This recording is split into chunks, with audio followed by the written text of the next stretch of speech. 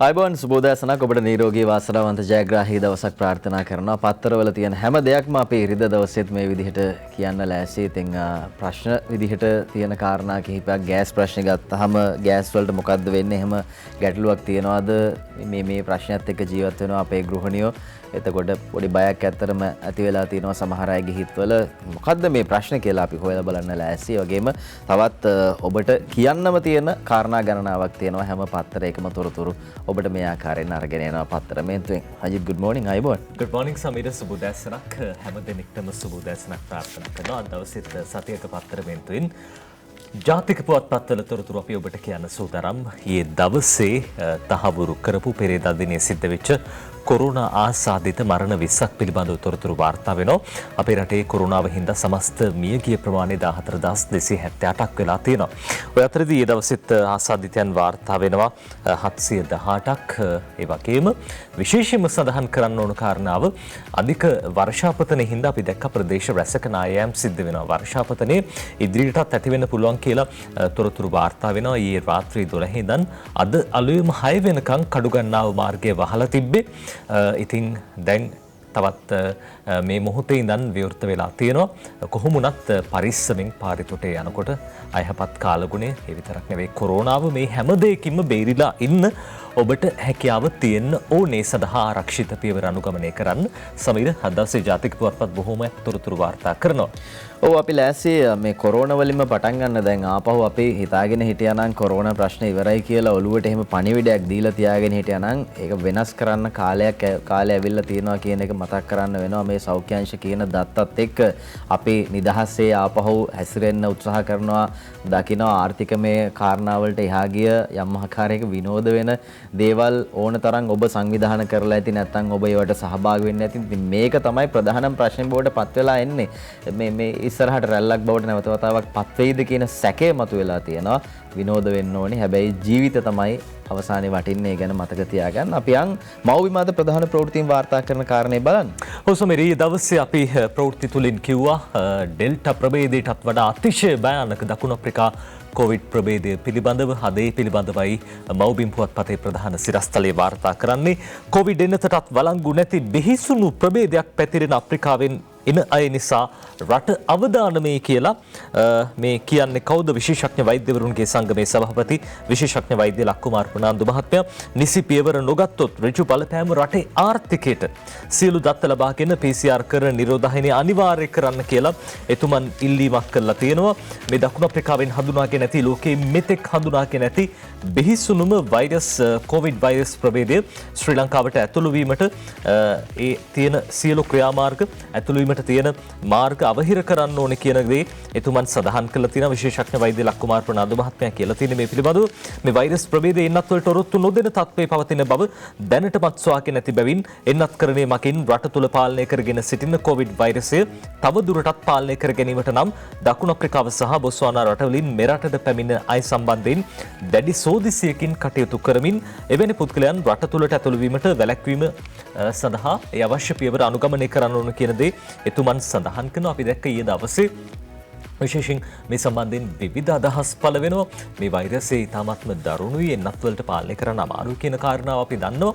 ඒ අතරදී දැන් පහුගිය සති දෙකේ දකුණු අප්‍රිකාවෙන් බොට්ස්වානා රාජ්‍යයෙන් අපේ රටට පැමිණි අයට නිරෝධායනය වෙන්න කියලා සෞඛ්‍යාංශ උපදෙස් ලබා දීලා තිබ්බා.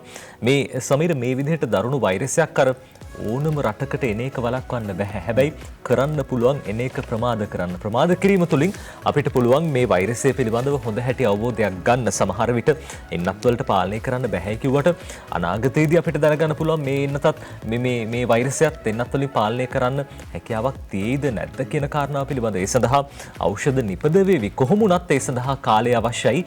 ඒ කාලය අවශ්‍ය නිසාම වෛරසය රට තුළට ඇතුළු වීම ප්‍රමාද කිරීම තමයි කරන්න තියෙන්නේ. අපි දැක්ක පහුගිය කාලෙත් වෛරස් ලෝකේ බොහෝ ප්‍රමාණයක් ඇති වුණා. එන එක වළක්වන්න බෑ.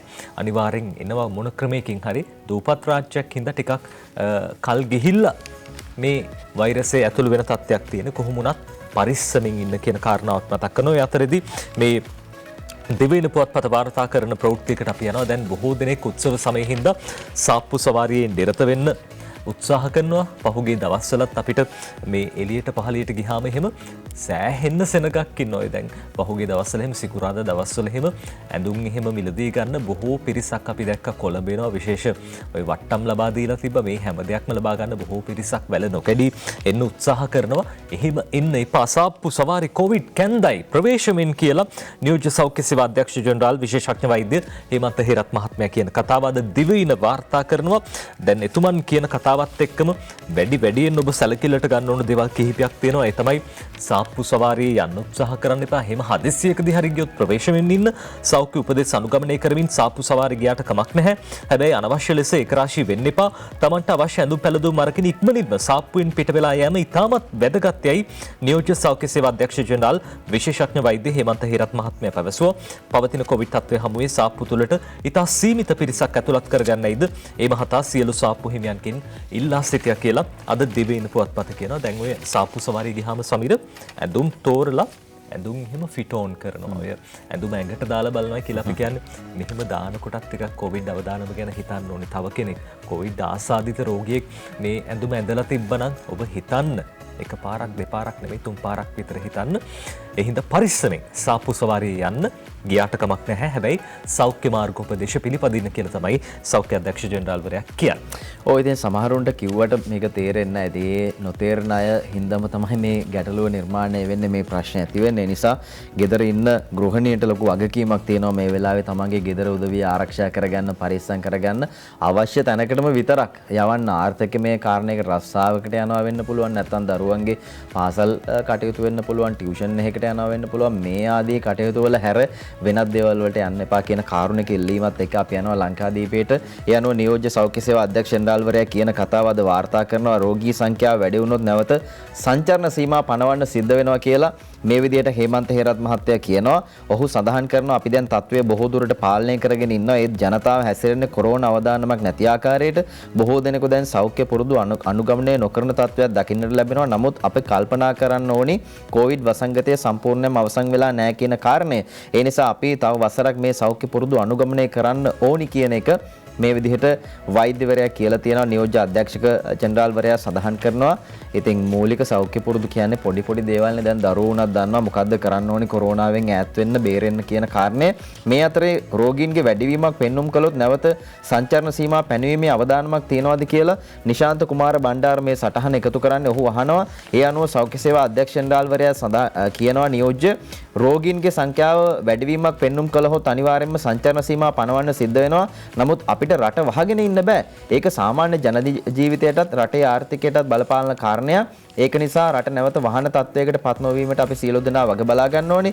අපි තවත් වසරක් නියමිත සෞඛ්‍ය උපදෙස් අනුගමනය කරන්න ඕනි කියන කාරණය තමයි මේ ආකාරයෙන් හේමන්ත හේරත් මහත්තයා කියලා තියෙන්නේ. මේ සටහනට එකතු කරගන්නවා. ඊට පස්සේ රජයේ වෛද්‍ය නිලධාරීන්ගේ සංගමයේ ඔවුන් මොනවද කියන්නේ කියලා බලමු. මේ වෙලාවේ මේ ජනතාවගේ හැසිරීම දෙස බලලා වෛද්‍යවරු විදිහට සඳහන් කරන කාරණේ වැදගත් ජනතාවට. ඒ අනුව නිවෙස් වලට වෙලා සාමකාමීව ඉන්න කියලා රජයේ වෛද්‍ය නිලධාරීන්ගේ සංගමයේ කියනවා. මේ ඉස්සරහට එන මේ එහෙම නැත්නම් රැල්ලක් උත්සව සමය මේ සියල්ලත් එක්ක නැවත වතාවක් කොරෝනා රැල්ලක් බීවීමේ අවධානමක් තියෙනවා. ඉදිරියේ එන උත්සව සමයේ මේ යන හැසිරීම රටාව අනුව කොයි වගේ තත්වයක් උදා වේද කියලා කියනවා. අපි අමතක නොකළ යුතු කාරණයක් තමයි පහුගිය අලුත් අවුරුදු සමයේ ජනතාව හැසිරුණු ආකාරය.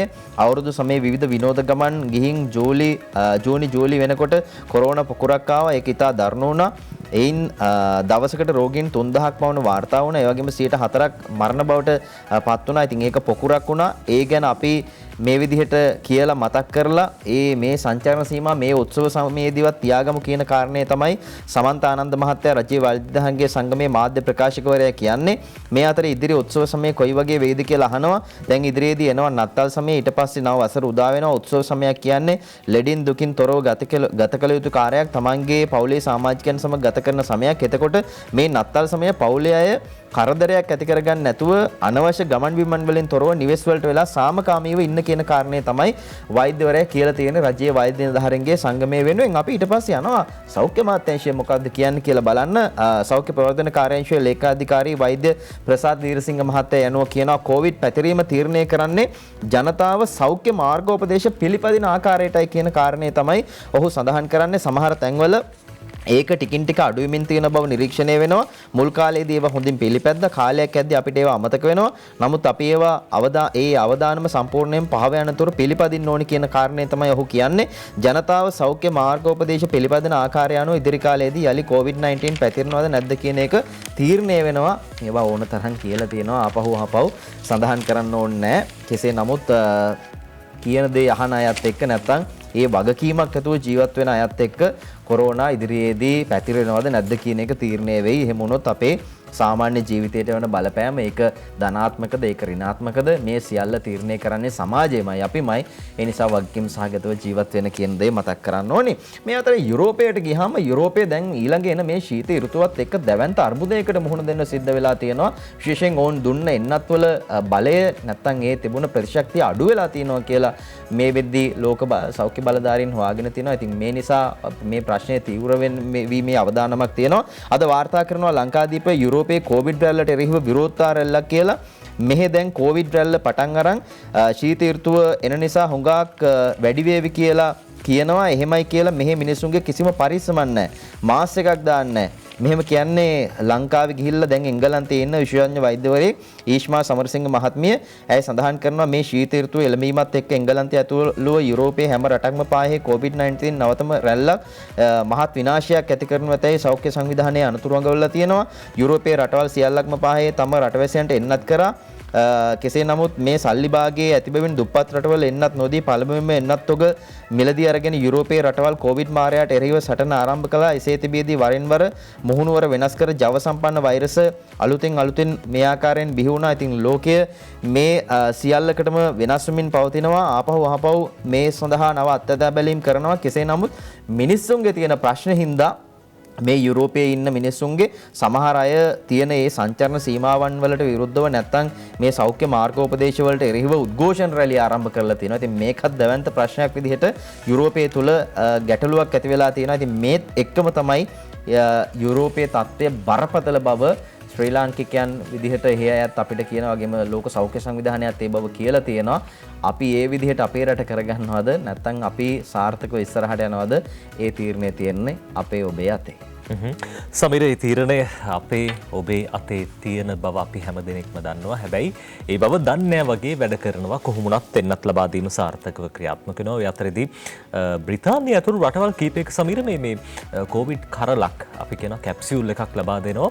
දැන් මේ කැප්සියුල් එක අපේ රටටත් ගේන්න සූදානමක් තියෙනවා කියලා කියනවා. දිවයිනේ ගැන වාර්තා කරන්නේ කොවිඩ් කරල SPC ගේන ජනපතිගෙන් උපදෙස් කියලා. කොවිඩ් කරල SPC ගේන ජනපති උපදෙස් කියලා අද උපාලිද සේරම දෙවින පුවත්පතට ලියන්නේ. කොවිඩ් ආසාදිතයන් සඳහා බ්‍රිතාන්‍ය ඇතුළු රටවල් කිහිපයක් භාවිත කරන මොල්ලු පිරවීර් කැප්සියුලය කොවිඩ් එනත ගෙන්වූ ආකාරයටම රාජ්‍ය ඖෂධ නීතිගත සංස්ථාවකින් මෙරටට ගෙන්වීමට තීරණය කළ තියෙනවා. ඒ සඳහා අවශ්‍ය පියවර ගන්නයි ජනාධිපති ගෝඨාභය රාජපක්ෂ මහතා විසින් ඖෂධ නිෂ්පාදන සැපයුම් හා නියාමන රාජ්‍ය අමාත්‍ය මහාචාර්ය චන්න ජයසුමන මහත්තයාට පෙරේදා උපදෙස් ලබා දුන්නා. ඒ කොවිඩ් මර්ධන කමිටුව වැසූ අවස්ථාවේදී එසේම කොරෝනා මර්ධන එන්නතේ දෙවෙනි මාත්‍රාව ලැබ මාස 3ක් ඉක්ම වූ වයස අවුරුදු 60ට වැඩි සියලු දෙනාට ජංගම සේවා මකින් අධිමාත්‍රාව නැත්නම් බූස්ටර් එන්නත ලබා දීමට කටයුතු කරන්නයිද ජනාධිපතිවරයා උපදෙස් ලබා දුන්නා. ඒ වගේම දැන් මේ ජංගම සේව මගින් ලබා දෙනවට අමතරව වයස අවුරුදු 60ට ඉක්ම වූ සියලු දෙනාටද මේ සායනවලදී විශේෂයෙන්ම රෝහල්වල අපි දන්නා සායන ක්‍රියාත්මකයි. ඒ සායනවලදී ලබා දෙන්නට ක්‍රියාත්මකයි. කොරෝනා මර්ධන දෙවෙනි එන්නත් මාත්‍රාව ලැබූ මාසයක් ඉක්ම වූ වයස අවුරුදු 20ට වැඩි බෝ නොවන රෝග වලින් පෙළෙන සියලුම දෙනාටත් තුන්වෙනි මාත්‍රාව ලබා දෙනවා. බෝ නොවන රෝග විශේෂයෙන්ම පිළිකා රෝගීන්, ඒ වගේම පිළිකා රෝග සඳහා ප්‍රතිකාර ලබන පිරිස්, අවයව බද්ධ කළ රෝගීන්, රුධිර කාන්දු කරන රෝගීන්, වගේම බෝ නොවන රෝගයක් හින්දා ප්‍රතිශක්තිය අඩු වෙන සියලු දෙනාට විශේෂඥ වෛද්‍ය නිර්දේශ මත මේ තුන්වෙනි මාත්‍රාව ලබා දෙනවා වයස අවුරුදු 20ට වැඩි අය සඳහා. ඔය ඒ ගැන අද සිළුමිණත් වාර්තා කරනවා නජිත්. බූස්ටර් අධිමාත්‍රාව ජංගම සේවා මගින් කියලා ඒ අනුව කියලා තියෙන්නේ කොරෝනා මර්ධන එන්නත් තෙවන මාත්‍රාව ලබා දීලා මාස 3 සපිරුණු වයස අවුරුදු 60ට ඉක්ම වූ සියලු දෙනාට ජංගම සේවා මගින් මේ ආකාරයෙන් අධිමාත්‍රාව ලබා දෙන්න කටයුතු කරන්න කියලා ගෝඨාභය රාජපක්ෂ ජනාධිපතිතුමන් උපදෙස් දීලා තියෙනවා කියලායි අද සිළුමිණ මේ ආකාරයෙන් වාර්තා කරන්නේ. ඔය අතරදී විවිධ රටවල් විවිධ ක්‍රියාමාර්ග ගන්නවා කොවිඩ් පාලනය කරන්න මර්ධනය කරන්න. දැන් සිංගප්පූරුවේ අපි ඒ දවසෙත් ඔබට සඳහන් කළා විශේෂිත මන්තිරුවක් ගුවන් මගින් වෙනුවෙන් වෙන් කරලා තියෙනවා. අපේ රටේ පිරිස් වෙනුවෙන් අද මව්බි මේ ගැන ලියනවා. දෙසැම්බර් 16 වෙනිදා සිට නිරෝධායනය නොවී සිංගප්පූරුවට ඇතුළු වීමට ශ්‍රී ලාංකිකයන්ට සංචාරක මන්තිරුවක් කියලා මේ අපේ රට වෙනුවෙන්ම විශේෂ මන්තිරුවක් වෙන් කරන්නට සිංගප්පූරුව කටයුතු කරලා තියෙනවා කියන කාරණාව තමයි අද මව්බිම පුවත්පත මේ විදිහට ලියන්නේ. වෙනම මන්තිරුවක් වෙන් කරන්න අපි දැක්කා. දැන් පහුගිය දවස් ටිකේ ලෝකයේ ගුවන් තොටුපළවල විවිධ ආරක්ෂිත උපක්‍රම පාවිච්චි කළා. නිරෝධායන ක්‍රියාවලියකට යොමු නොවී ශ්‍රී ලංකාව ඇතුළු රටවල් 5ක සංචාරකයන්ට තමන්ගේ රටට ඇතුළු වීමට සිංගප්පූරුව කටයුතු කරලා තියෙනවා. මෙසේ ලබා දී ඇති අවස්ථාවේ එන්නත්කරණය කරන ලද සංචාරක මන්තිරුව යන අරුත දෙන Vaccinated Travel Lane VTL යනුවෙන් හැඳින්වෙනවා. දෙසැම්බර් 14 වෙනිදා සිට නිරෝධායන කිරීමෙන් තොරව එන්නත් කළ සංචාරක මන්තිරුව ඔස්සේ සිංගප්පූරුවට ඇතුළු වීමට තායිලන්තයට අවසර ලබා දුන්නා. ඒ වගේම දෙසැම්බර් 16 වෙනිදා ඉඳන් කාම්බෝජය, ෆීජි, මාලදිවයින් සහ ශ්‍රී ලංකාව යන රටවලටද ඒ අවස්ථාව ලබා දීලා තියෙනවා. ලබන මාසයේ සිට තවත් රටවල් 6ක් සඳහා VTL පහසුකම් ලබා දෙන බව සිංගප්පූරුවේ සිවිල් ගුවන් සේවා අධිකාරිය ප්‍රකාශ කළා කියලා තොරතුරු අද මව්බිම් පුවත්පත වාර්තා කරනවා. දැන් අපේ රටේ බොහෝමයක් පිරිස් එන්නත්කරණයට ලක් වෙලා ඉන්නේ. ඉතින් ඒ හින්දා සිංගප්පූරුවේ මේ එන්නත්කරණය කරපු මන්තිරුව නැත්තම් Vaccinated Travel Lane හරහා ගමන් කරන්න පහසුකම තියෙනවා. දැන් බොහෝ දෙනෙක් ඔය ට්‍රාන්සිට් එකක් නැත්තම් මේ හුමාරු ගුවන්තොටුපළක් විදිහට සිංගප්පූරු ගුවන්තොටුපළ පාවිච්චි කරනවා. ඉතින් සිංගප්පූරුව හරහා බොහෝ පිරිස් විදේශගත වෙනවා. මේ නිසාම තමයි ශ්‍රී ලංකාව ඇතුළු රටවල් කිහිපයකට ඒ විදිහට අවසර ලබා දීලා තියෙන්නේ. ඔව් අපි පරිස්සම් වුණා කියන කාරණය එහෙම නැත්නම් අපේ රටේ මේ කොවිඩ් සම්බන්ධයෙන් කතා කරද්දී අම්මාකාරයකින් සාධනීයව එන්නත්කරණය සිද්ධ කළා. ජනතාවට ප්‍රශ්නයක් ඇති වුණා නැහැ කියන එක ලෝකයේ තුල යම් මතයක් නිර්මාණය වෙලා තියෙනවා. ලංකාවේ අයට ප්‍රශ්නයක් නැහැ කියලා. හැබැයි මේ කාරණේ ඉදිරියටත් අපි පාත්වාගෙන යන්න ඕනේ. ඒක තමයි වැදගත් වෙන්නේ. වටින්නේ දැන් ඉස්කෝල ගත්තාම පාසල් ගත්තාම පාසල් දරුවෝ කාලයකට පස්සේ අධ්‍යාපනය ආරම්භ කරලා තියෙනවා. ඉතින් මේ සියල්ලම ආරක්ෂා කරගන්න ඕනේ. අපේ අතේ තමයි වැඩේ තියෙන්නේ. මේ අතරේ පාසල් ගැන ආපහු ඔන්න කතාවක් ඇදෙනවා. සෞඛ්‍ය බලධාරීන් කියනවා පාසල් ගැන තීන්දුවක් ගන්න සෞඛ්‍ය අංශ අධ්‍යාපනයට කියයි කියලායි මේ ආකාරයෙන් වාර්තා කරන්නේ.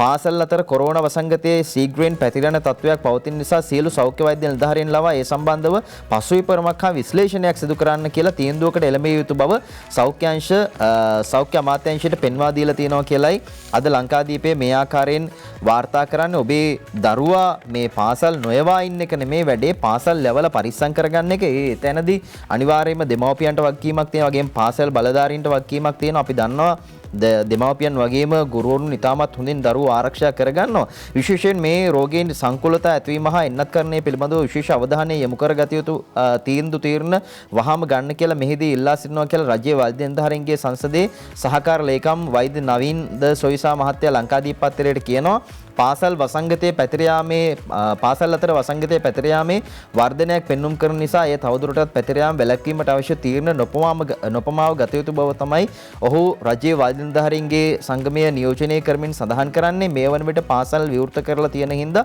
මේ තත්ත්වය පාලනය කරගත යුතු බව වෛද්‍යවරයා කියනවා. අද ලංකාදීපේ තමයි මේ ආකාරයෙන් වාර්තා කරන්නේ. මේ අතරේ පාසල් ගැන කතා කරපුවාම පාසල් ඊළඟ දැන් අපි දන්නවා දෙසැම්බර් නිවාඩුව නම් වෙනදට අපිට ගොඩාක් කාලයක් හම්බ වෙනවා. වැඩිම දීර්ඝම නිවාඩුව බවට පත් වෙන්නේ දෙසැම්බර් නිවාඩුව. හැබැයි වැඩි නේද? මාසයකට වැඩි. මේ පාර එහෙම නෑ. අද කියනවා සිළුමිණ නත්තලට පාසල් දෙදිනක් නිවාඩු කියලායි වාර්තා කරන්නේ. එළඹෙන නත්තල් උත්සවය වෙනුවෙන් සියලුම පාසල් දෙසැම්බර් 23 වෙනිදා බ්‍රහස්පතින්දා සහ 24 වෙනිදා නිවාඩු දින ලෙස අධ්‍යාපන අමාත්‍යාංශය නිවේදනය කරනවා. ඉතින් මේත් එක්කම දවස් 4යි දරුවන්ට මේ දෙසැම්බරේ නිවාඩු හම්බෙන්නේ. නිවාඩු ඉතින් ඕන තරම් හම්බ වුණා දරුවන්ට. ඒ නිසා නිවාඩු අවශ්‍ය නැහැ. දැන් ඉතින් ඉගෙන ගන්න ඕනි කියන එක තමයි දරුවෝ විදිහට දෙමව්පියන් විදිහට සියලු දෙනා කියන්නේ. පාසල් ගැන කතා කරපු වෙලාවේ පාසලට අලුතින් විෂයක් විදිහට නීතිය එනවා කියලා අද සිළුමිණ කියනවා. නීතිය පාසල් විෂයක් වෙයි කියලායි වාර්තා කරන්නේ. ශ්‍රී ලංකාවේ නීතිය විෂයක් ලෙස පාසල් විෂය නිර්දේශයට ඇතුළත් කිරීම සඳහා යෝජනාවක් රාජ්‍ය අමාත්‍ය සුසිල් ප්‍රේමජයන්ත මහත්තයා අධ්‍යාපනය පිළිබඳව අමාත්‍යාංශ උපදේශක කාර්යක සභාවට 24 14 වෙනිදා අනුමැතිය සඳහා ඉදිරිපත් කරලා තියෙනවා. ඒ පිළිබඳව පත් කළ තාක්ෂණික කමිටුව මගින් පාසල් විෂය මාලාව තුළ 6 වෙනි ශ්‍රේණියේ සිට 9 වෙනි ශ්‍රේණිය දක්වා අනිවාර්ය විෂයක් විදිහට පුරවැසි අධ්‍යාපනයේ මේ ප්‍රතිසංස්කරණ වලින් පසුව නීතිය සහ පුරවැසි අධ්‍යාපනයේ ලෙස වෙනස් කිරීමට යෝජනා කරලා තියෙනවා. අධ්‍යාපන ඇමති දිනේෂ් ගුණවර්ධන මහත්තයාගේ සහභාගීත්වයෙන් පැවති එම අමාත්‍යාංශ උපදේශක සභාවේදී නීතිය විෂයක් විදිහට පාසල් විෂය නිර්දේශයට ඇතුළත් කිරීම මගින් ශිෂ්ට සම්පන්න සමාජයක නීතියට ගරු කරන යුතුයකම් වගකීම් අවබෝධ කරගන්න දරුවන් පිරිසක් බිහි වෙනවා කියන කාරණය තමයි මේ ආකාරයෙන් සඳහන් කරන්නේ. ඉතින් එහෙම බලාපොරොත්තුවකින් තමයි මේ විදිහට මේ පාසල සඳහා නැත්තම් නීතිය පාසල් විෂයක් බවට පත් කරගන්න සූදානම් වෙනවා කියලා මේ විදිහට වාර්තා කරන්නේ. ඉතින් ඒක හොඳ කාරණයක්. අපි දන්නවා පුංචි කාලේ ඉඳලම තමන් අතින් වෙන්න ඕනි දේවල් ඒවා නීතියට අනුව කටයුතු කරන්නේ කොහොමද? පොඩි කාලේ සමහර රටවල් අපි දන්නවා ජපානය එහෙම ගත්තාම මොන විදිහටද ඔවුන්ගේ විනය හදලා තියෙන්නේ? නීති රීති වලින්ද නැත්තම් කියලා දීලා හුරු පුරුදු වලින්ද? අර නජත් ලස්සන කතාවක් තියෙන්නේ. රාජලියෙක් වුණත් කුකුලෙක් ගාව හැදුනොත් එහෙම රාජලිය වුණත් කුකුල විදිහට තමයි හැදෙන්නේ. ඉතින් ඒක තමයි ගැටලුව. ආයි පියාඹන්න ඉහළ අහසේ පියාඹන්න නෙමෙයි කොක්කොක් ගගා මේ වීයර ටිකක් ඇහිඳගෙන කන්න මොනවා හරි හාල්ලට් ටිකක් ඇහිඳගෙන කන්න පොඩි දුරක් පියාඹන්න උදේට හඬලන්න එහෙම තමයි හැදෙන්නේ. ඉතින් ඒ தත්ත්වය අපි විනාශ කරගන්න ඕනි. පවතින මේ පරිසරය තුළ ජීවත් වෙන පරිසරය අනිවාර්යයෙන්ම දරුවන් බිහිවි මේ නිවැරදිව හැදෙන්න සහ විශේෂයෙන් විනයක් විදිහට නිවැරදි විනයක් ඇතුව හැදෙන්න බලපානවා. ඉතින් මේ සියල්ල වෙනස් කරන්න සූදානම් වෙනවා. පාසලට නීතිය හඳුන්වා දීලා නීතිය ගැන කතා කරද්දී අද අලි සබ්රි මහත්තයත් එක්ක සාකච්ඡාවක් කරනවා. දිවයින පත්තරයේ කොටින්ම කිව්වොත් හෙට එච්චර කළුවර නෑ කියලායි එතුමා සඳහන් කරන්නේ. අද දිවයිනට ගියාම ප්‍රශ්න ගණනාවක් අහනවා.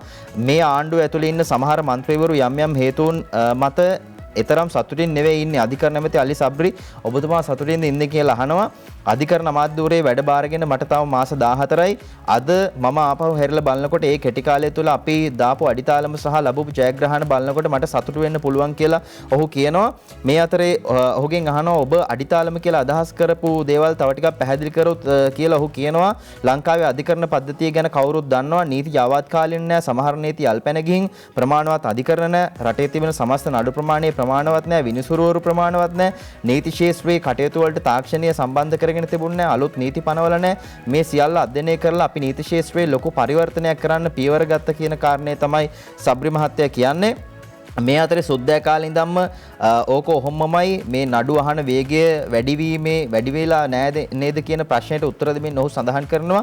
සුද්දෑ කාලේ ඉඳන් ඕක ඔහොමමයි අවුරුදු 80කට ඉහත තත්ත්වයක් මම අධ්‍යයනය කළා. අද ලංකාවේ නඩු තියෙනවා ලක්ෂ 8ක්. අහන්න ඉන්නේ විනිසුරුවරු 330යි කියලා සබ්රි මහත්තයා කියනවා. ඉතින් මේකත් එක්ක අපේ රටේ මේ විදිහට මිලියනයකට නඩුකාරයෝ ඉන්නේ 15යි. දියුණු රටවල නම් 150ක් විතර ඉන්නවා. තායිලන්තය වගේ මධ්‍යම ආර්ථිකයක් තියෙන රටකත් ඒ යගේ 68ක් විදිහට තියෙනවා. මේවා අපි වෙනස් කරන්න ඕනේ. නිසා තමයි අලුතෙන් උසාවි හදනවා, විනිසුරුවරු වැඩි කරනවා, පද්ධතිය ඩිජිටල් කරනවා. මේ වැඩ පටන් අරගෙන තියෙනවා. නමුත් රටේ උද්ගත වුණු කොවිඩ් වගේ ප්‍රශ්න නිසා අවශ්‍ය ඉලක්ක වලට යන්න එකපාරටම බැරි වුණා කියන කාරණේ ඔහු කියනවා. මේ අතරේ අහනවා ප්‍රශ්නයක් පහුගිය දවස්වල අපේ සමාජයේ කතාබහට ලක් වුණ කාරණාවක් තමයි එක රටක එක නීතියක් කියන මාතෘකාව. මේ සම්බන්ධයෙන් ඔබේ ස්ථාවරය මොකක්ද කියලා අහනවා.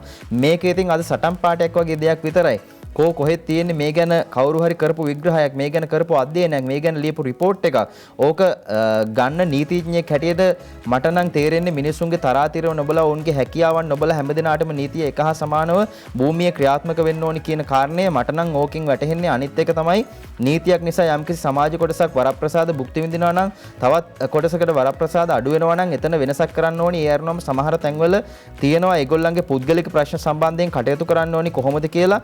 උදාහරණයක් විදිහට යමකුගේ දේපල ඔහු මරණයට පස්සේ කාටද හිමි වෙන්න ඕනි කියන එක පුද්ගලිකයි. තමන්ගේ විවාහය දික්කසාදය වෙන් වුණාම කොහොමද මේ නීති තිබුණ කියලා වෙන කාටවත් හානියක් නැහැ.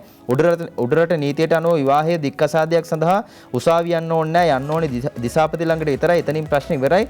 මේ ආදී වශයෙන් ඔහු සඳහන් කරනවා. ඉතින් මෙහෙම තියෙද්දි එක රටක් එක නීතියක් කියන එක මේවා සටන් පහට විතරයි කියන කාරණේ තමයි සබ්රි මහත්තයා කියලා තියෙන්නේ. තව ප්‍රශ්නයක් අහනවා. මේ දවස්වල අපි කතා බහ කරන මාතෘකාවක් තමයි රජයේ ගැසට් ඉදිරිපත් කිරීම සහ ආපසු හැරවීම. රජයේ බලයට පත් වෙලා අවුරුදු 2යි. ඒ අවුරුදු දෙක ඇතුලේ අපි දැක්කා මේ ආණ්ඩුව ගැසට් එකක්වත් හරියට ගහගන්න බෑ කියලා විපක්ෂය චෝදනා කරනවා. ඇත්තටම ඇමතුමා ඇයි එහෙම වෙන්නේ? නීතිය වරදක්ද කියලා අහන ඕනෑම ආණ්ඩුවක් සත්භාවයෙන් හොඳ චේතනාවෙන් යම් තීන්දුව తీරන ගන්නවා. හැබැයි ඉතින් මේ අපි ගෙවන්නේ බොහොම දුෂ්කර සංකීර්ණ කාල පරිච්ඡේදයක්. ඒ නිසා යම් හොඳ තීන්දුව උනත් මහ පොළොවේ ක්‍රියාත්මක කරනකොට මේ වගේ ගැටලු ඇති වෙනවා. මහජනයා මේ වෙලාවේ බුද්ධියට වඩා හැඟීමට මුල් තැන දීලා කටයුතු කරනවා. එහෙම අවස්ථාවක අපි කරන වැඩවලට ප්‍රතිවිරෝධතා එනකොට උද්දච්ච ආණ්ඩුවක් විදිහට බලහත්කාරයෙන් ඒව රටේ ක්‍රියාත්මක කරන්න ජනාධිපතිතුමා සූදානම් නැහැ කියන කාරණේ තමයි සබ්රි මහත්තයා කියලා තියෙන්නේ. තව විශේෂ කාරණා ගණනාවක් ඔහු කියනවා මේ නීති ඉදිරියේ ක්‍රියාත්මක වෙන්නේ කොහොමද පුළුවන් නම් කියවලා බලන්න දිවයින අටපිටුවේ තියෙන්නේ. අමාත්‍යතුමා කියපු කාරණා අතර තිබ්බ සමීර හර එක රටක් එක නීතියක්. අපේ රටේ අපේ සමාජයේ හැමෝටම නීතිය එක හා සමානව ක්‍රියාත්මක වෙන දවසක් එනවා නම් බොහොම වටිනවා. ඒ විතරක් නෙවෙයි සමාජයේ ඉන්න හැමෝම පොහොසතුන් නම් හැමෝම ඇති හැකි අය නම් කොච්චර වටිනවද, සමාජය කොච්චර ලස්සන වේද. හැබැයි සමාජයේ එහෙම නැහැ. සමහර අම්මලා ඉන්නවා තමන්ගේ දරුවෝ රකින්න බොහෝ වෙහෙස මහන්සි වෙනවා. අප්‍රමාණ වෙහෙසක ඒ පිරිස් නිරත වෙන්නේ. ඉතින් මේ වෙහෙස මහන්සිය තමන්ගේ දරුවන් වෙනුවෙන් අපි බලමු මේ රළුපාර ඉන්දික වීරකෝන් ඔබ ගැන ඔබට තොරතුරු කියන්නේ.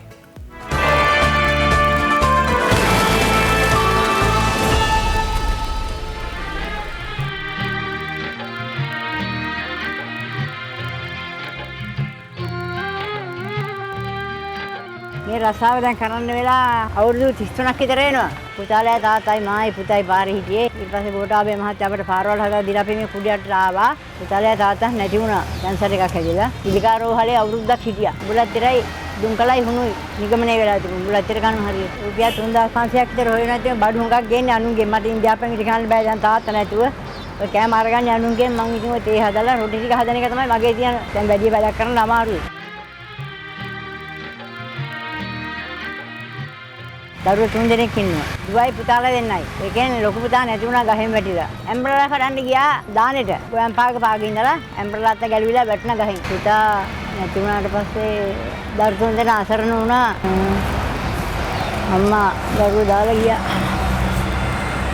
දරුවෝ 3 දෙනා තරගෙන අම්මලාගේ ගෙදරට යනවා. එහෙ ළමයි 3 දෙනා දාලා ගියා. ඊට පස්සේ ආච්චිම මෙයා පොඩි අවුරුද්දනේ මාස 8ක් විතර තියාත යා නිවාසයකට දෙන්න හැදුවා. ඊපස්සේ මම ඒවට කැමති වුණේ නෑ. අපේ ළමයි මම පොලිසියට අරන් ගිහලා 3 දෙනා මේ ආච්චිත් එක්ක මගේ බාරයට ගත්තා ළමයි 3 දෙනා. බැරි බර හින්දයි දරුවන් පුතාලා 3 දෙනා අපි හදා ගන්නවා. ලොකු ළමයට අවුරුදු 20යි අනික් එක්කෙනාට 17යි. මේ පොඩි එක්කෙනා මෙයාට මේ අවුරුදු 9යි. මම තාත්තා කවුද කියලා අඳන්නේ නෑ. ෆොටෝ එකෙන් තමයි මගේ තාත්තා කියලා කියන්නේ. මම අඳුරන්නේ නෑ. පෙරහැලි ඇඳලා සැප නැත දෙක. ඒ කාලේ හොඳයි කියන්නේ ගැවල් වලට ගිහලා කතා බහ කරලා ඒ රාජකාරී කටයුතු කරනවා. දැන් එහෙම නෑ. දැන් පාරක් ගන්න ඇවිදින්න පුතේ. අවුරුද්දක් ගිහලා හිටියොත් තියෙන ගෞරවය සහ කවුරු එකතු කරගෙන ආරියා දාලා ආය යනවා යන්නේ වගේ සමාජයක් අද තියෙන්නේ. ආපුවම පත්තරේ බැලුවත් ඒ වගේ ටීවී එක බැලුවත් ඒ වගේ. ඕක මොකක් කල්පනා කරන්නේ දැන් මගේ යන කාලේ නේ එන කාලයක් නෙවෙයිනේ. මං ඉතින් පුතේ සිල් ගන්න ඕනේ නෑ මේ ළමයි 3 දෙනා හදන එක මට ලෝක පිනක්. තාත්තරයි පුතාරයි දෙනාට අවුරුද්දක් ගානේ දාන දෙනවා ගෙදර. මම මෙතන පින් කර ගන්නවා ගොඩක්. නැති බැරි අය ආපුවම කන් දීලා එහෙමයි ගෙදර නම් පින් අනුමෝදන් කරන්නේ අම්මටයි තාත්තරයි අපි හදපු නිසා. කොලින් කොලට අතු ශාල දාලා ඒ නැත. මේ කාලා බොන්න. මේ තේක මෙතන ඈ. හිමිසරේ ගන්න. තව රස්නේ. කොතරම් තිබුණත් පන්සලේ අවශ්‍යතාවයක් නැහැ පුතේ. මම රැට බිම බෙදලා නිදා ගන්න හේතුව පින් දීලා. දරුවෝ දාලා යන එක ඒ කාලකන්ණි අම්මා කෙනෙක්. මම මේ වගේම නෑ. මම හොඳ ආච්චි අම්මා කෙනෙක්. මම දරුවෝ අම්මා කෙනෙක් වගේම මගේ දරුවෝ 3 දෙනා හැදුවා. ලොකු කරා. මගේ 50 දින තුරාවට මම බලනවා ළමින්ට. දෙමව්පියෝ දරුවන්ව දීක දෙන්නේ අවසාන කාලේ ටිකක් නිදහසේ ඉන්න බලාගෙන. අන්තිමට ඒ දීක දෙන දරුවන්ගේ දරුවනුත් ඒ දෙමව්පියන්ටම බලා ගන්න සිද්ධ වෙනවා නම්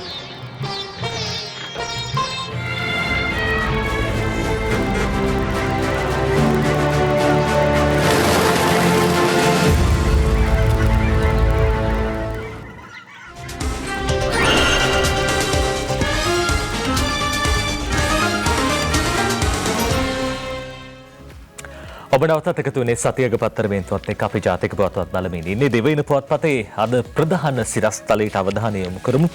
යුගදන වී යුක්තිය ඉදිරියට පෙත්සම් වලට පංචපුද්ගල ශ්‍රේෂ්ඨාධිකරණ විනිසුරු බඩුල්ලක් මේ තමයි අද දිවයින ප්‍රධාන සිරස්තලයේ කෙරවල පිටියේ යොගදන විදුලි බලාගාරයේ රජය සතු කොටස් 140ක් ඇමරිකානු සමාගමකට පවරා දීමට සහ එම බලාගාරයට ද්‍රව වායු සැපීමේ කොන්ත්‍රාත්තුව ඇමරිකානු සමාගමකට පවරා දීමට එරෙහිව මේ කැබිනට් මණ්ඩලය ගත් තීරණය බල රහිත කරන ලෙසිලා ගොනු කර තිබූ මූලික අයිතිවාසිකම් පෙත්සම් ලබන 29 වෙනිදා අගවිනිසුරු ජයන්ත ජයසූරිය මහතා ප්‍රමුඛ ශ්‍රේෂ්ඨාධිකරණ පංචපුද්ගල විනිසුරු බඩුල්ලක් හමුවේදී කැඳවීමට ශ්‍රේෂ්ඨාධිකරණය තීරණය කළා තියෙනවා.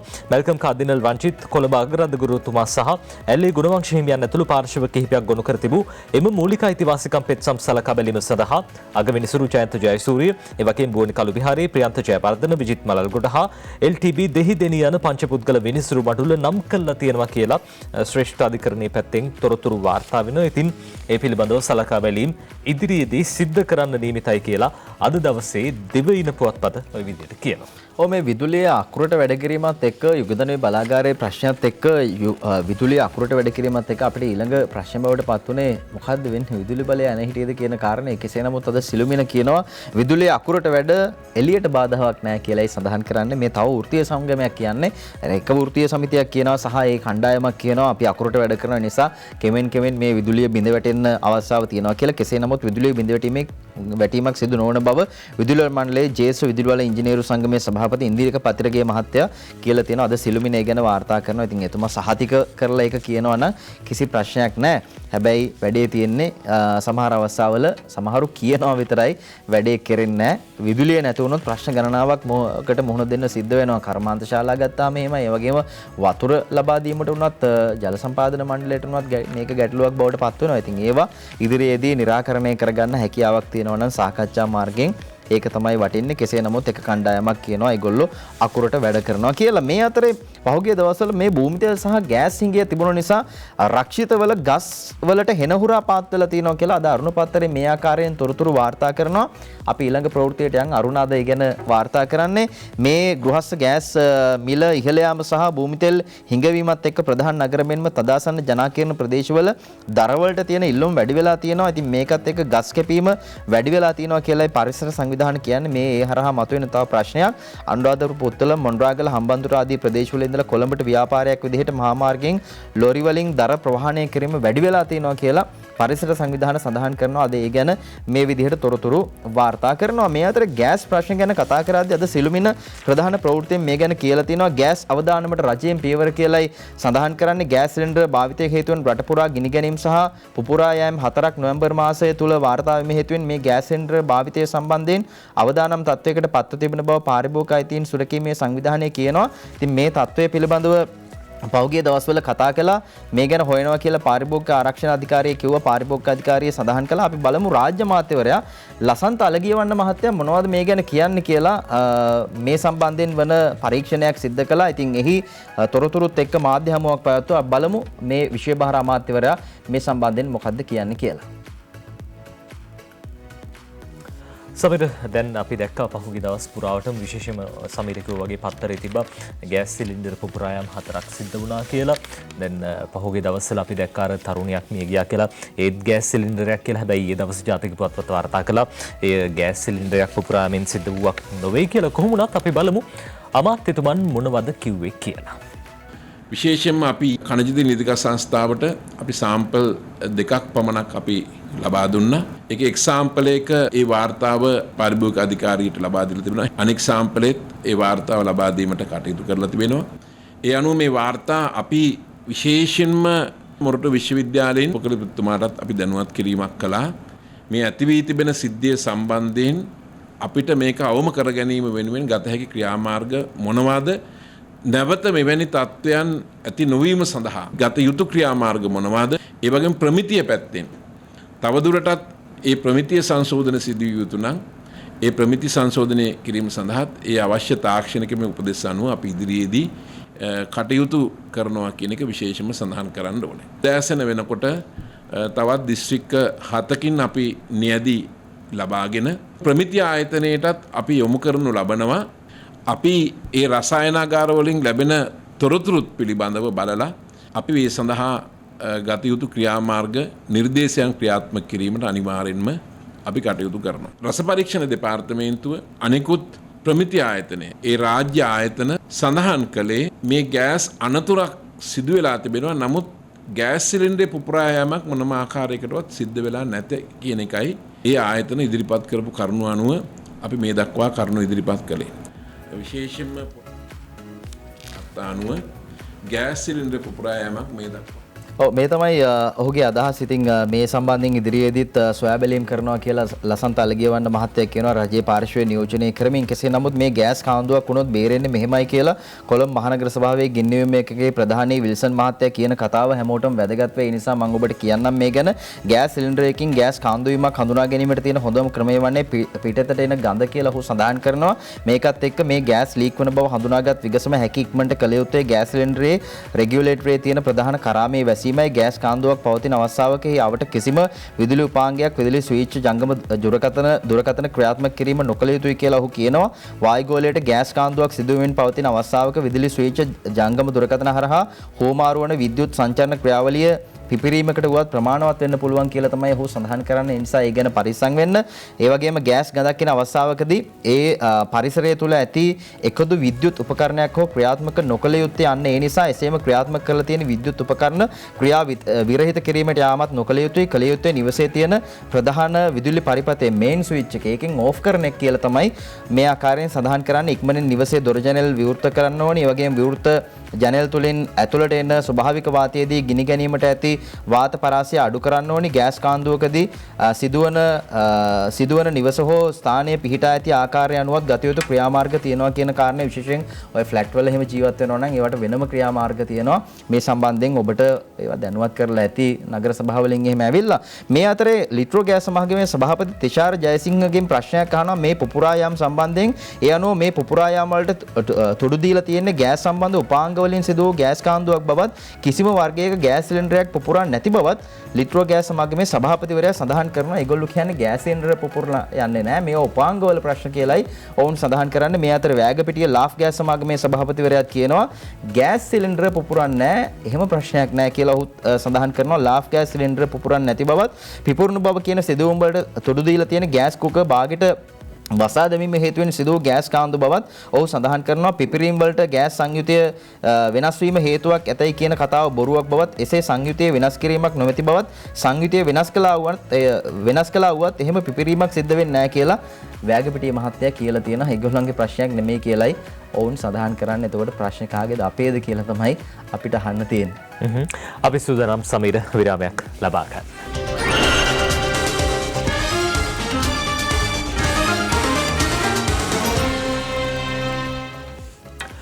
ඔබ නැවතත් එකතු වෙන්නේ සතිය අගපත්තර මේන්තුවත් එක්ක. අද ජාතික පුවත්පත් බලමින් ඉන්නේ කාටුන් බලන්නත් ඕනේ. සමීරේ අතරදී වැදගත්ම දෙයක් විශේෂයෙන්ම මේ දවස්වල දේශපාලන ලෝකේ බොහෝ දෙනෙක් කතා වෙන මාතෘකා කිහිපයක් ලංකාදීප සහ අරුණ පුවත්පතේ ප්‍රධාන සිරස්තල බවට පත් වෙනවා. ඔව් අපිට වඩා මේවා වැදගත් වෙන්නේ දේශපාලනය කරන අයට වැඩිපුරම දේශපාලඥයන් විදිහට දැන් ආණ්ඩුවේ ඊළඟ තීරණාත්මක කාරණේ බවට ශ්‍රී ලංකා නිදහස් පක්ෂය මොකද්ද ඒගොල්ලෝ කරන්නේ කියන කාරණේ එක පැත්තකින් කියනවා. හැබැයි සමහරු කියනවා ශ්‍රී ලංකා නිදහස් පක්ෂයේ ඒ පාර්ශවීය තීරණාත්මක කණ්ඩායමක් නෙමෙයි කියලා රජයට නැත්නම් ශ්‍රී ලංකා පොත්ජන පෙරමුණට මේ විදිහට තියෙද්දි ලංකාදීපය අද වාර්තා කරනවා ශ්‍රී ලංකාවේ වෙනම ගමනකට සැරසෙයි කියලා කියන්නේ. මේ තියෙන ප්‍රශ්නත් එක්ක ශ්‍රී ලංකා නිදහස් පක්ෂය වෙනම ගමනකට වෙනම තැනකට යන්න සූදානමක් තියෙනවා කියලා වාර්තා කරනවා. අරුණට ගියාම අරුණත් කියනවා ආණ්ඩුවේ අභ්‍යන්තර ගැටුම උග්‍ර අතට අයවැයට පක්ෂ වෙනවද ශ්‍රී ලංකා මධ්‍යම කාර්ක සභාව කැඳවයි කියලායි කියලා තියෙන්නේ. අරුණ පත්තරයේ අද ප්‍රධාන ප්‍රවෘත්තිය. ඇතරේ මව්බිම් පුවත්පතේ වාර්තා කිහිපයක් තියෙනවා. අපි දැක්ක පහුගිය දවස්වල සීතල ගැටුම් මත ගැටුම් තියෙනවා. ඒ අතරේ මව්බිම අද දවසේ මේ ප්‍රවෘත්ති දෙකම එක ළඟ පළ කරලා තියෙනවා. ඒ අතරේදී ප්‍රසන්න රණතුංග අමාත්‍යවරයා කියන කතාවක් ආණ්ඩුවක් ගෙනියන්න 3න් 2ක් ඕනේ නැහැ. බැරි කෙනෙක් ඉන්නවා නම් යන්න පුළුවන් කියලා එතුමා බොහොම දැඩිස්වරයෙන් කියලා තියෙනවා. ආණ්ඩුවක් ගෙනියන්න 3න් 2ක් ඕනේ නැහැ. බැරි කෙනෙක් ඉන්නවා නම් ඉවත් වෙන්න කියලා හිටපු ජනාධිපති මෛත්‍රීපාල සිරිසේන පාස්කු ප්‍රහාරයට සම්පූර්ණයෙන්ම වගකිව යුතු බැවින් ඔහුට දෙව නීතිමය ක්‍රියාමාර්ග ගත යුතු බව සංචාරක හා ගුවන් සේවා ඇමති ප්‍රසන්න රණතුංග මහත්මයා කියලා තියෙනවා.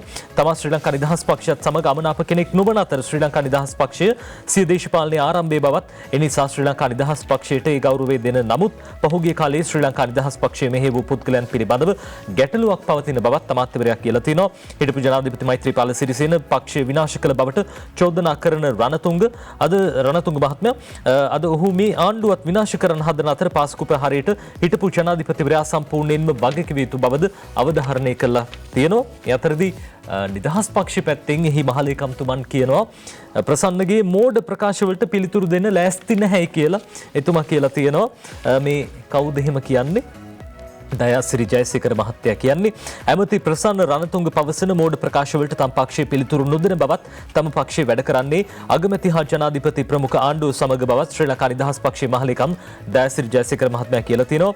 ආණ්ඩුවෙන් යන්න අවශ්‍ය නම් යන්නයි පවසන්න ප්‍රසන්න රණතුංග යනු කවරෙක්ද ඔහු විමසලා තියෙනවා. ප්‍රසන්න රණතුංග යනු ආණ්ඩුවේ නායකයෙක් නොවන බවත් ඔහුගේ ප්‍රකාශවලට Taman පිළිතුරු ලබා නොදෙන බවත් දයාසිරි ජයසේකර මහත්මයා සඳහන් කළා කියලා අද මව්බිම පුවත්පත ඔය විදිහට වාර්තා කරනවා. ඔව් මේ ගැන මේ කියද්දි මේ පක්ෂ දෙක අතර තියෙන නැත්නම් එකම කණ්ඩායමක දෙපාර්ශ්වය අපි දැක්ක පාර්ලිමේන්තුවේ විවිධ වාද විවාද වලට යනවා. එතකොට පක්ෂය ඇතුලේ තියෙනවා ඇතුලේ විසඳ ගන්න පාර්ලිමේන්තුවට අරන් එන්න එපා කියලා විපක්ෂය සිනහමුසු මොහොනින් නේද hina වෙලා ඉතින් ඒගොල්ලන්ට හොඳයිනේ. එහෙම කියනවත් අපිට දකින්න හම්බුණා. මේ අතරේ මේ පාර්ලිමේන්තුවේදී පාස්කු ප්‍රහාරය සම්බන්ධයෙන්ොත් විවිධ සංවාද ඇති වුණා මේ කාරණය ගැන කතා කරන්න යන වෙලාවේ. මේ කියන්නේ දේශපාලන කතාවක් නෙමෙයි. හැබැයි අද ලංකාදීපයේ වාර්තා කරනවා දේශපාලඥයෙක් කියන කතාවක් නෙවෙයි. අන්තවාදයට උදව් කළ ලාංකිකයන් 52ක් එතර සිට ලංකාවට ගෙනත් ප්‍රහාරයට ලක්ෂ 400ක් වැය කරලා මහාචාර්ය රොහාන් ගුණරත්න කියන්නේ ඔහු අන්තර්ජාතික ත්‍රස්තවාදය පිළිබඳව විශේෂඥයෙක් විදිහට තමයි හඳුනගන්නේ. එතුමා සඳහන් කරනවා පාස්කු ඉරිදින ප්‍රහාරයට හා අන්තවාදයට ඍජුවම සම්බන්ධ වීම සහ ආධාර අනුබල දීම යන චෝදනා යටතේ 2020 ජනවාරි ඉඳලා මේ දක්වා විදේශගතව සිටි ශ්‍රී ලාංකිකයන් 52 දෙනෙකු මෙරටට ගෙනවිත් ඔවුන්ට එරෙහිව නීතිමය ක්‍රියාමාර්ග අරගෙන තියෙනවා කියලයි මේ ආකාරයෙන් කියන්නේ ජාතික ආරක්ෂක අධ්‍යයන ආයතනය සකස් කළ වාර්තාවේ මේ බව සඳහන් වෙනවා කියලා කියනවා. ඉතින් අපි හැමෝම කැමතියි සියලු දෙනාම එක විදිහට ජීවත් වෙන්න. අන්තවාදයට නැත්තම් අවසානයේ යම් ආකාරයක ආගම් ප්‍රශ්න ඇදගෙන ගිහිල්ලා ජාතිවාදී ප්‍රශ්න ඇදගෙන ගිහිල්ලා අපි ආපහු වෙන තැන්වලින් මේ රට පස්සට ඇදලා දානවද නැත්නම් සියලු දෙනා සමගින් ඉස්සරහට යනවද මේ තත්ත්වය නැති කරන්න තමයි සියලු ක්‍රියාමාර්ග ගනිමින් තියෙන්නේ. ද ලංකාදීපය ගැන වාර්තා කරනවා. ඒ අතරදී අද මව්බිම් පුවත්පත වාර්තා කරන කාරණාවකුත් එක්කම අපි අද සතියක පත්තරමින්තු අවසන් කරන සූදානම් සමීර විශේෂිත රසායනික පොහොර ආනයනයට තෙමසක කාලයක් ගත වෙයි කියලා අද මව්බිම් පුවත්පත වාර්තා කරනවා. විශේෂිත රසායන පොහොර ආනයනයට තෙමසක කාලයක් ගත වෙයි. විශේෂිත රසායනික පොහොර නැත්නම් මේ කම්පවුන්ඩ් ෆර්ටිලයිසර්ස් කියලා කියන්නේ ආනයනය සඳහා මේ වන විට රජයේ අවසරය හිමි වී තිබුණද ඒවා ආනයනය කිරීම සඳහා තෙමසක පමණ කාලයක් ගත වුණ නැතයි පොහොර ආනයනකරුවන්ගේ සංගම් ආරංචි මාර්ග සඳහන් කළා කියලා තියෙනවා. ඉතින් ඔය අතරේ අපි දැක්කා එළවලු ගොවීන් එතකොට වී ගොවීන් මේ හැම දිනෙකම විශේෂයෙන් රසායනික පොහොර බලාපොරොත්තුෙන් ඉන්නවා. හැබැයි මාස 3ක කාලයක් ගත වෙනවා කියලා තියෙනවා. කොහොම වුණත් පරිසරයට හොඳ දෙයක් වෙනවා නම් රටේ ජනතාවට හොඳ දෙයක් වෙනවා නම් මේ වසංගතයක් තියෙන කාල සීමාව ආහාර අර්බුදයක් ඇති වෙන එක වළක්වන්න ඕනේ. ඒ සඳහා අවශ්‍ය ක්‍රියාමාර්ග ගන්න ඕනේ. මේ හැම දෙයක්ම මේ වෙනුවෙන් කියලා අපි විශ්වාස කරනවා. එහෙමනම් අපි සූදානම් අදට සතියක පත්තරමේන්තුව අවසන් කරන්න සමීර. අනිවාර්යෙන් ඉතින් එහෙනම් අපි අදට යන්නම් ලෝක ගැන තොරතුරුත් එක්ක ජේෂ්ඨ මාධ්‍යවේදී මොහන් සමරනායක මහත්තයා ලෝකෙ වට අරගෙන එනවා. ඉතින් ඔබ අහන්න ලෝකය මොන වගේද මේ දවස්වල වෙනස් වීම් සිද්ධ වෙන්නේ. ඒ ඇතුලේ අපි අපේ රට කොහොමද ඉස්සරහට අරගෙන යන්නේ මේ හැම දෙයක්ම ඔබට දැන කියා ගන්න පුළුවන්. ඔබට සුබවාදී සුව නිරෝගී සතියන්තයක් අපි ප්‍රාර්ථනා කරනවා. ආයුබෝවන්.